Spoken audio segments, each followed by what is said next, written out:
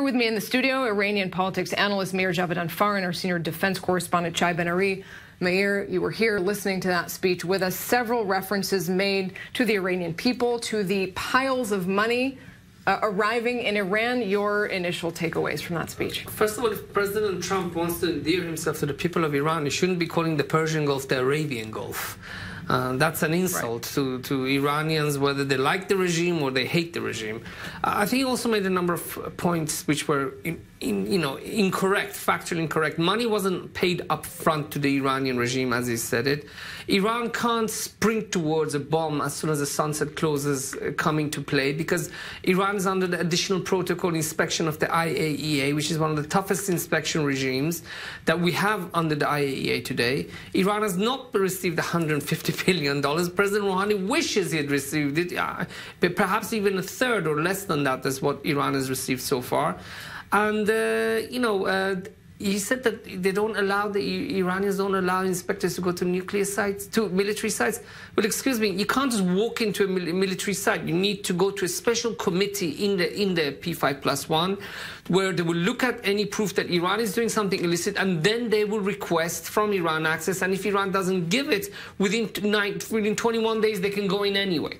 So, these, unfortunately, his speech, the premise, as much as I agree with what he said about the IRGC, the premise of his attacks against the nuclear deal were on factually incorrect points. Several issues we want to get. Several issues. And he knows, Michael just said that the Congress have got too much on their plate.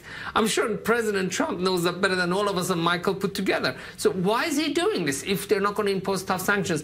And I'm not so sure that the President of the United States can single-handedly pull out of the JCPOA. A lot of important points that you brought up that we're going to come back to in the conversation. First, Shai, your initial take hearing those points. I think, we've been hearing about these trigger points that Trump really wants to put forward to the Congress, and some of these are interesting. Essentially, maybe the bottom line is that they want the provisions to be permanent, the sunset clauses. They want certain principles of the deal to last forever, and I think the one idea that is being passed around, when you talk about lawmakers in Washington, is that sanctions will actually snap back into effect if breakout time, development towards a bomb, falls below 1 year.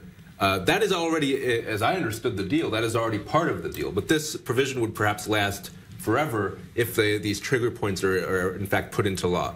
Other points that they maybe want to put in, including bolstering the IAEA verification powers and limiting Iran's advanced centrifuge program, that sounds like something that I don't think Iran could accept, and it would be, in a sense, rewriting the deal. I'll let you answer, Meir. A lot more to talk about, including the linking of this administration of the nuclear deal with Iran's actions in the Middle East. Should they be linked? We're going to go out for a quick break. Much more when we're back, including a reaction from Representative Tom Garrett. Don't go anywhere.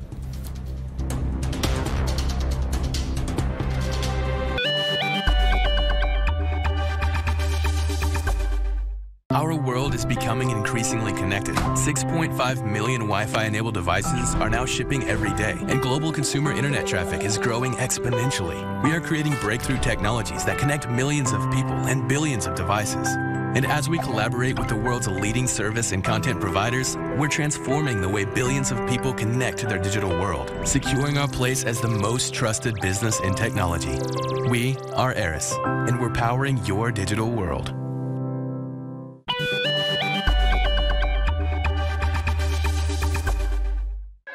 Every stone, every street, every scar tells the story of Israel. A place that speaks to the souls of Jews, Christians, and Muslims alike. Changed by time and conflict, its magic still echoes in the hearts of its people. Watch Holy Land Uncovered every Sunday at 11 a.m. only on i24NEWS. At the end of the day, when you need to understand how the events of today are shaping your tomorrow, top news, events, discussions, and more with analysis from Israel, the Middle East, and beyond. Perspectives only on i24NEWS.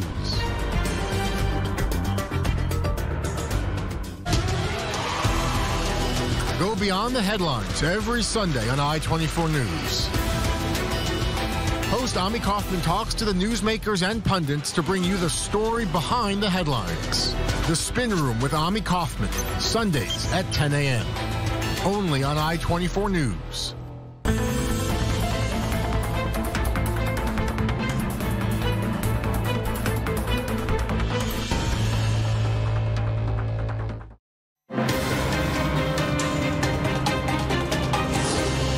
Ben, you're watching i24 News. We're back here with extended coverage. President Donald Trump just speaking live moments ago from the White House, making that highly anticipated statement on the Iran nuclear deal, moving to decertify it and announcing what the White House is calling a new strategy on Iran. Still here with me in the studio, Iranian politics analyst Meir Javedanfar and our senior defense correspondent Chai Ben-Ari. And joining the conversation from our studios in Washington, Representative Tom Garrett. He's a Republican member of Congress from Virginia and member of the House Foreign Relations Committee. Tom, thanks very much for being here with us. Before we get into the conversation, let's just hear a little bit from that speech Trump made moments ago. I am announcing today that we cannot and will not make this certification. We will not continue down a path whose predictable conclusion is more violence, more terror, and the very real threat of Iran's nuclear breakout. Representative Tom Garrett in Washington. So you have been an outspoken critic of the Iran deal. We just heard Trump saying he cannot and will not recertify it. The next step is Congress. What specifically do you expect Congress to be debating on the deal now? What is President Trump asking you to look at? Well, there are, any number of bills that are already before Congress. In fact, Congressman Ted Poe from Texas has a bill that would certify the IRGC as a terrorist entity. What we've seen in the past with the Iran Sanctions Act from the 90s that really was never truly enforced was sort of a half-hearted lean-in on trying to cut off the flow of money to the IRGC, which is really the long pole in the Iranian power structure tent, and that's not going to work. Until we defund the IRGC, the regime will continue to kill its own people and threaten the region and the world. So, I understand where the president's coming from, and certainly if you're a student of history, whether it's the Treaty of Versailles and the German violations thereof, or the North Korean nuclear deal that President Clinton said would end the threat from that region back 20 years ago, you know that this is probably the proper policy. Why not do those things, like you mentioned, new sanctions on the IRGC, something that we just heard President Trump announce, or new sanctions related to the ballistic missile program? Why not take those actions in addition to moving forward with the Iran nuclear deal? What does decertifying help the United States in moving closer to those goals and putting more pressure on Iran? Well, again, you need to understand history. The UN Security Council Resolution 1929, which was agreed to by everyone to include the Russians and the Chinese, but way back in 2010, said Iran shall not undertake ballistic missile tests for devices that might be capable of delivering a nuclear weapon. The JCPOA in 2015 states Iran is called upon not to. There's a massive difference between shall not and called upon not to. In fact, the JCPOA allows the Iranians to perpetuate the development of delivery systems that threaten the people not just in Israel and the United States, but around the world. And we know that the Iranians are in bed with the North Koreans. And so this is an existential threat. We've seen too many American administrations, kick the can down the road with things like the North Korean nuclear agreement that Clinton extolled, or the JCPOA under President Obama, and declare victory when really what they've done is they've pushed off the threat to our children. And so we want to see this resolved without violence, without physical conflict, but we can't take options off the table. And if we pretend that this in some way, shape, or form curtails the Iranian ability to pursue a nuclear weapon, then we fail to listen to even Barack Obama, who said after 10 years the Iranian desires for nuclear weapons are unfettered. That's his words about the JCPOA. But if we're talking about inspections, for example, in terms of monitoring, that is also something we heard from President Trump. That's one of the criticisms we heard from him of the deal, that inspections are not going through, or not as comprehensive as he would like to see. How will inspections be improved? How will monitoring Iran's performance be improved without the Iran deal versus with it, when there is an inspections regime in place? So one of your guests before me indicated the 21-day wait period. It's actually a little bit more complicated than that. First, the IAEA needs to be able to demonstrate essentially probable cause that there's a violation. Then there's a query, and by the time you get through essentially asking permission and then putting folks on the ground, the realistic turnaround might be, at a good scenario, 30 days or so. And there's not much that I can't move by way of fissile material or material violations in 30 days.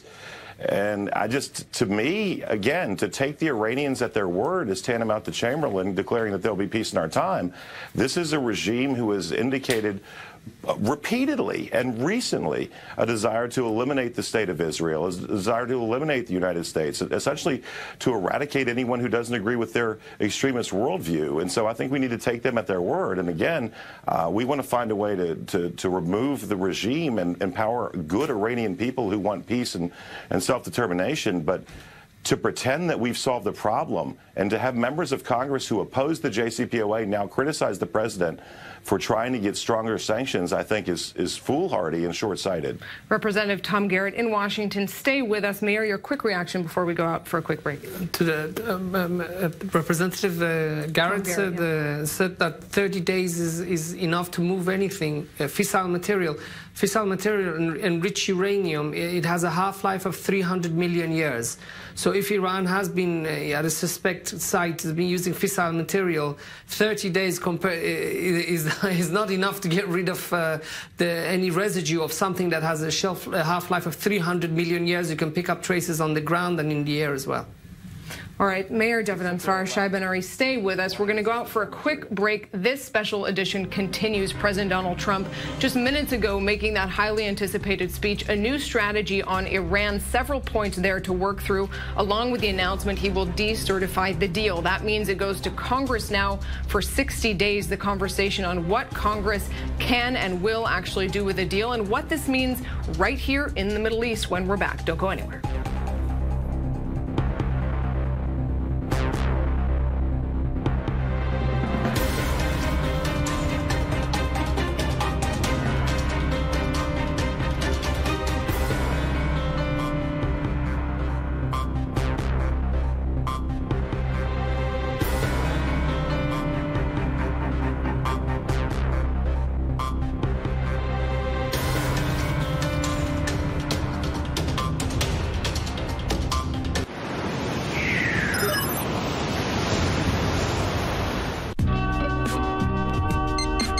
i24NEWS.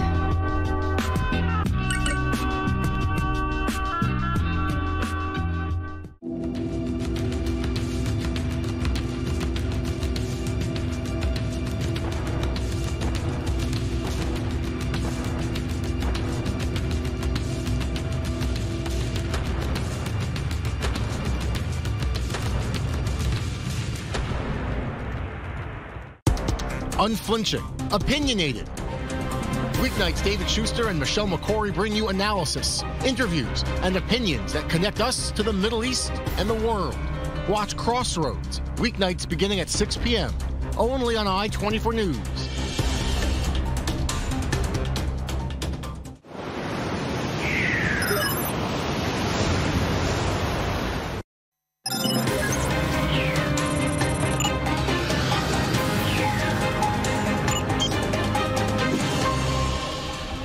We're back here with the special edition on i24NEWS. I'm Nareet Ben. President Donald Trump moving to decertify the Iran nuclear deal and announcing what the White House is calling a new strategy towards Iran. Still here with me in the studio, Mayor Javadan Farr and Shai Ben-Ari, our senior defense correspondent. And still with us from Washington, Representative Tom Garrett, a Republican member of Congress from Virginia and member of the House Foreign Relations Committee. Tom, I want to talk to you about the bigger picture of this deal, because something that we've heard often from Trump now in that speech and overall from the White House is about Iran's behavior in the Middle East, its support for terror groups, which is a reality that has been known for some time.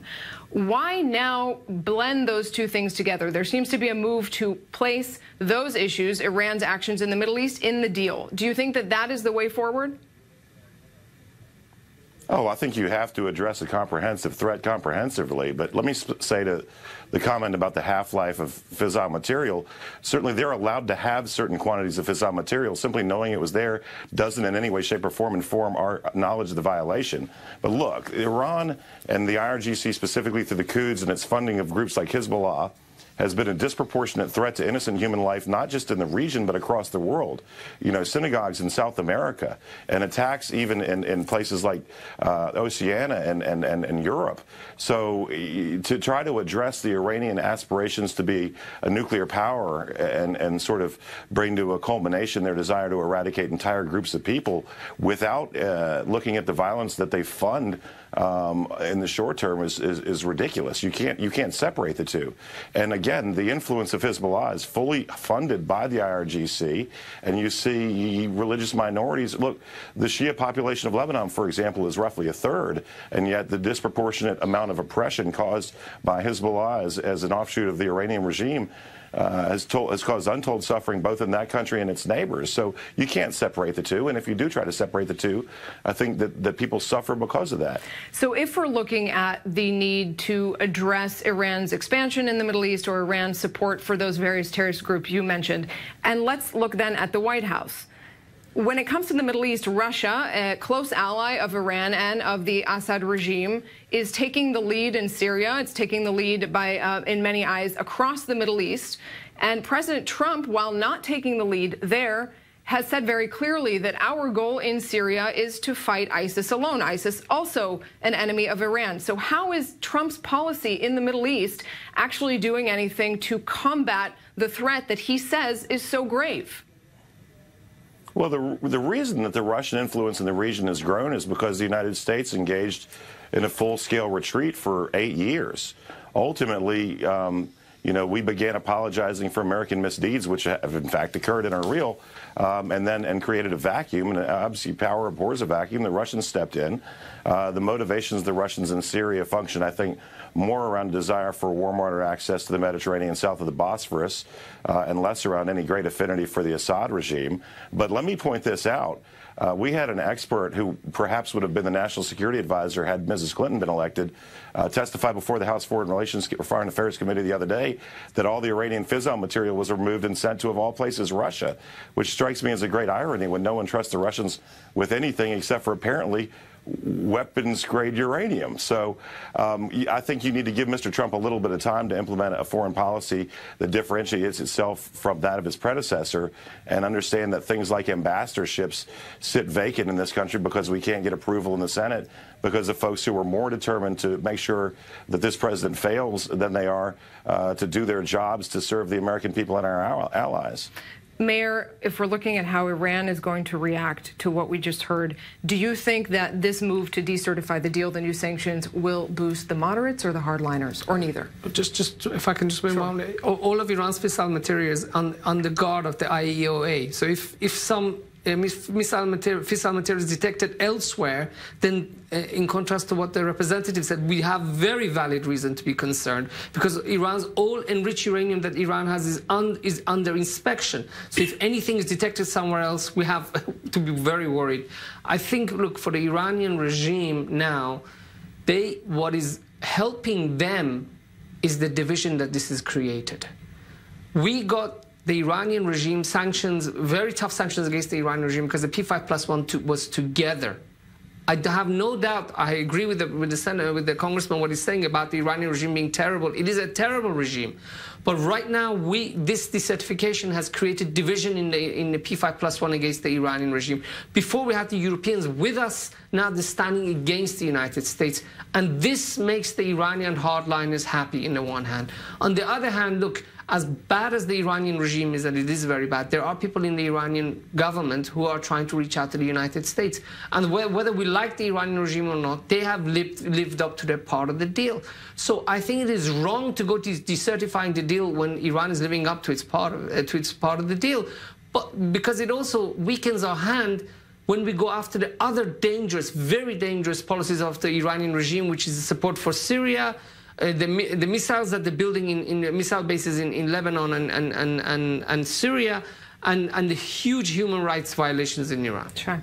Right. I think there needs to be a certain distinction made here between some of the sanctions, which are external really to the deal, that may be a little more realistic in terms of political circumstances, getting them through Congress. If you speak about the sanctions against the Iranian Revolutionary Guard, I would think that a lot of senators and congressmen can get on board there. in a sense, maybe Iran would has less incentive to tear up the deal over sanctions on the IRGC, as opposed to an attempt to actually rewrite the deal itself. That would be certainly more complicated, but it looks like Trump wants to do at least a little bit of that. It looks like he wants to change the verification process. I don't see Iran really being able to accept that without, also reneging on the deal, not to mention getting the congressman on board. If you want Iran to change the terms of the deal, you need to have the financial sanctions against the Iranian central bank in place and the SWIFT sanctions in place. President Trump's decertification gets none of those in place. Therefore, Iran would not be under any obligation to change any part of the deal. Representative Tom Garrett, still with us in Washington. If we're looking specifically at the nuclear deal, specifically at the choice to decertify it and the decisions that Congress will have now, what, in your eyes, is the alternative to the Iran nuclear deal? Is the military option still being discussed in Washington? Well, first of all, there always has to be a military option that's viable, or else any diplomatic option has less credibility. Having said that, having worn the uniform of the United States and deployed on foreign soil, I'm the last one who wants to see a kinetic option take place. Let me say that I actually agree with your other two guests on this. Not recertifying does not throw the JCPOA out entirely, but I think it acknowledges what a lot of members of Congress who are now being critical of this administration and know when they oppose the JCPOA. To get down in the weeds, essentially it had the effect of a treaty, but it skipped the ratification process that's required in this country. That gave a lot of us pause. Having said that, we've had sanctions in the past where they weren't properly enforced. I think if the paradigm laid out by a committed United States is to tell companies in places like Germany who've done business thinly veiled with the IRGC over the years, and despite things like the ISA, that they can either choose between doing business with the United States or the Iranians, that we'll start to see the IRGC wither on the vine. And when the IRGC withers on the vine, then more moderate elements in Iran can emerge. The way the JCPOA should work is that we buy enough time and do enough good things to support the moderate Iranians that are not hell-bent on taking human life, and allow people to emerge who would allow basic human freedoms in that country. If there's no regime change, then it's not an if but a when the Iranians have a nuclear capability, because technology naturally proliferates over time. And so we need to have sanctions we actually enforce. We don't walk away from the JCPOA, but we call a bad deal and try to get a better deal in the short term. Representative Tom Garrett in Washington, thanks very much for weighing in here on what is undoubtedly a new chapter in really international relations as a whole. Tom, thanks very much for being here. All right, we're going to go out for a quick break. When we're back, this conversation continues. A lot more to unpack on the future of the Middle East and Washington after that announcement from President Donald Trump decertifying the Iran nuclear deal, moving the decision over to Congress, which, as you've heard here in the studio, has a lot of other issues on its plate and a tight 60-day deadline to make some decisions on sanctions. Stay right here. We'll be right back.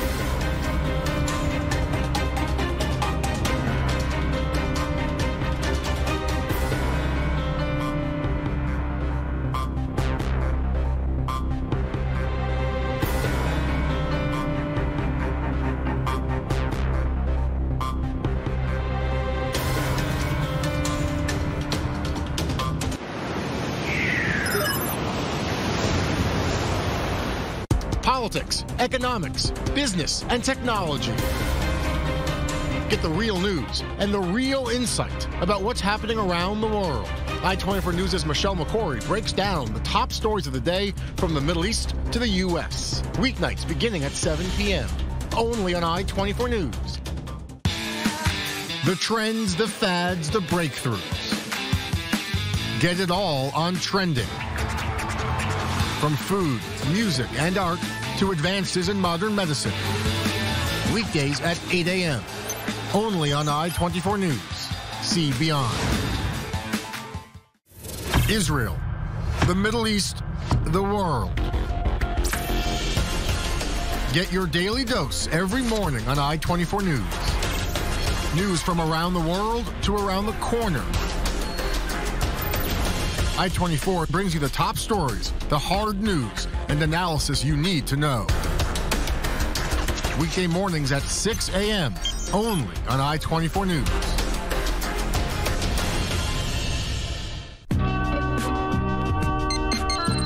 i24NEWS.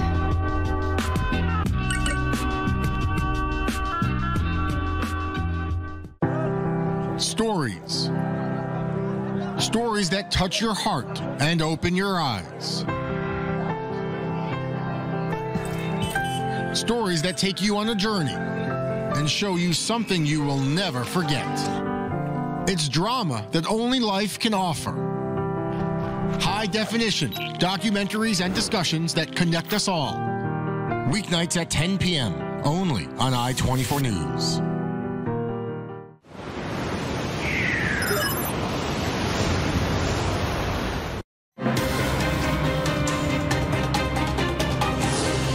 Ben, we're back here on Debrief, a continuing conversation after President Trump just minutes ago announced he will decertify the Iran deal and laid out a new plan, a new strategy towards Iran. But what happens next is unclear. The Iran deal will go to Congress, which will weigh in on imposing new sanctions, but only 60 days to do it, and a lot of other issues on the agenda. Our Paris correspondent, Christian Millard, joining us from there. Now, Christian, I want to talk to you not just about the EU, as we've heard before, is reacting to this announcement and not happy about this announcement, but the Middle East as a whole. Those two things are being linked in this speech. We heard President Trump citing Iran's expansion in the Middle East, Iran's support for terror groups. What, in your eyes, is this move, is decertifying the deal actually going to do to Iran in the Middle East? Well, the very first question we have to ask about is how the Iranian Ayatollah is going to react. Because, in fact, President Trump is still abiding by the agreement. He's decertifying, but he's abiding by it. He has not broken the agreement. So the question is, between the fight existing inside the Iranian government, between the ultra-radical, ultra-conservative around the guide of the revolution, Ali Khamenei, Ayatollah Khamenei, and the Revolutionary Guards, who are exerting pressure upon the more moderate, let's put it this way, President Rouhani, is going to be a big fight.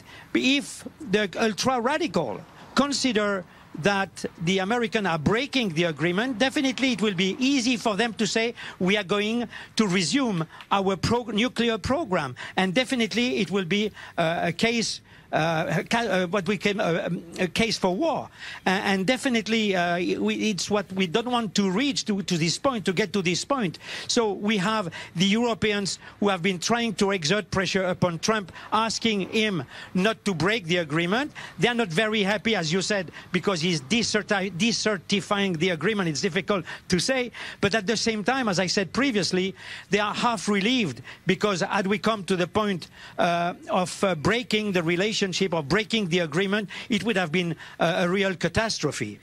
Mayor, I want to ask you about a little bit of what Christian brings up, which is the Iranian regime. We already heard threats in advance of this speech saying that if Trump were to declare the Revolutionary Guard Corps a terror group, there would be a divisive and crushing response. So Trump stopped short of that, but did announce new sanctions. What do you think that will do within Iran? What kind of a response will it get? Well, first of all, I think to our American viewers, what worries me is that we're going to see more IEDs, improvised explosive devices, in Iraq appearing again. There already some unconfirmed reports that one of the recent deaths of American servicemen in Iraq was caused by IEDs, which we learned during the war that they were built in Iran or with Iranian technology that were brought to Iraq to kill American soldiers.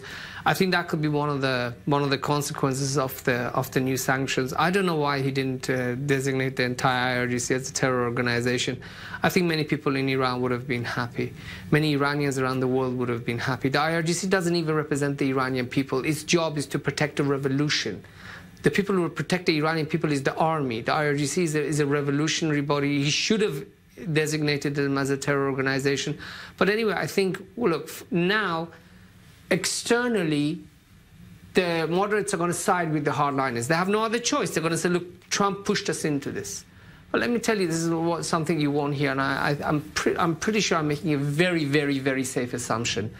There will be behind the doors when the moderates will say, you brought this upon yourselves. Obama was there. Obama wanted to work with us. Obama sent 3 letters, not 1, not 2, not 3 letters to the Supreme Leader, calling him a great leader, wanting to work with him. What did he get? You challenged American ships 35 times in 2015, 20-something times in 2016, 17 times so far this year. You tested a missile immediately after the deal was implemented, calling for the elimination of Israel. What do you think? The Americans are just going to sit there and nothing's going to happen? Everybody's going to be like Obama? No. But on the outside, I think there's going to be, yes, so in your eyes, actually backfiring, potentially boosting the hardliners rather than the moderates, exactly the opposite.